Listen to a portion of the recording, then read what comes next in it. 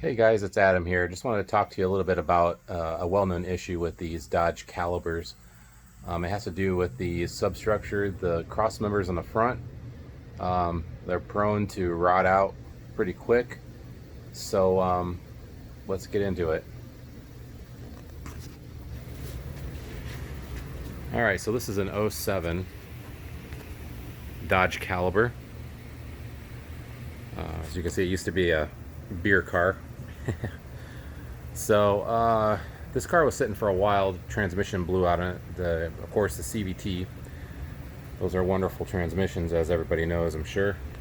But another thing that these cars are well known for is for the substructure, the front cross members, to completely rust out. And when I say rust out, I mean completely rust out. Just take a look at that. This is just the stuff that's fallen on the floor. But it is gone. It's toast. So there was all kinds of issues with this car as far as the front suspension was concerned. So of course, when that started to rot and it started to flex, the bushings on the control arms went out on it too. So I've got all new control arms and a new cross member here. We've already got it installed in the car. It's fairly simple. About a 2-hour job to take everything off. You know, that's as long as you don't have any issues with any bolts, which I didn't, thankfully. But we got this all apart and put back together.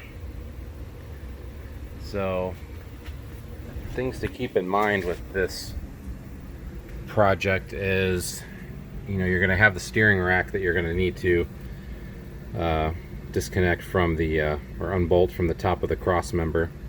You got the steering rack, you got the torsion bar here. On this side it had completely rotted. The mounts where the bolts bolt in had completely come loose. Yes, this is loose here. I still got to put the CV shafts back in once I get the new tranny in to go ahead and button everything up. But so you've got that. You've got some of the power steering lines in the back that have little mounting brackets that you got to take off. Other than that, you of course got to loosen up the ball joints on these control arms to get them to come loose down here. And then this whole thing just drops down. Now obviously with a lift it's a lot easier, but this cross member is actually pretty light.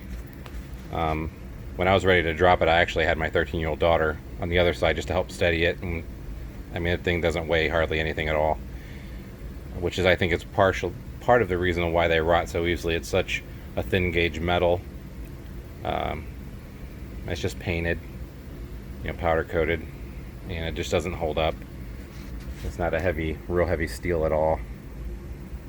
But putting the other one back in, I did that myself. I just used a little exhaust stand just to kind of prop one part of it up while I got a few of the bolts started. There's actually four main bolts that hold it in. One right here, and then the duplicate on the other side.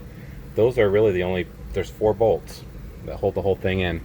There's more bolts in regards to the control arms, you know, to hold those in. Then you've got, of course, all the bolts for the steering rack and everything else, the torsion bar and everything. So, oh, there is also the rear engine mount bolts to the top of that cross member as well. And oops. And when taking that out, I noticed that the rubber bushing inside is shot. So I've got a new one of those on order. Gotta pick it up at Napa in the morning, and we'll throw that back on and get this CVT transmission. This is a salvaged CVT. Came with the torque converter and everything. It does have a 30-day warranty that it came with. So actually, taking that out wasn't too bad at all. So I don't imagine that going back in is going to be too bad of an issue. And then we'll see what kind of programming we'll have to do to get that up and running. But hoping to get that in tomorrow. And I'd like to get this car off my lift by tomorrow evening and get it on its way. It's been here for a while. So, a friend of mine, his car, he bought it from this beer company. It was a retired vehicle and needed some work. I think he overpaid for it, in my opinion. I don't think it was worth fixing. He bought it with a blown transmission. And knowing that these cars have the CVT, that to me was a done deal. I would never buy a used Dodge Caliber or any Dodge Caliber with the CVT transmission. You're just asking for trouble. So that's about it for this video. If I make more progress, I'll let you know. If you like this video, please hit the like button, subscribe. I know this is probably my first video that I'm posting in regards to vehicles, but I plan to do a lot more in my shop and share whatever I can with anybody. I'm still learning. Hopefully y'all can learn from my mistakes. So anyway, we'll talk to you later, and check back and maybe we'll have some more content for you. Thanks.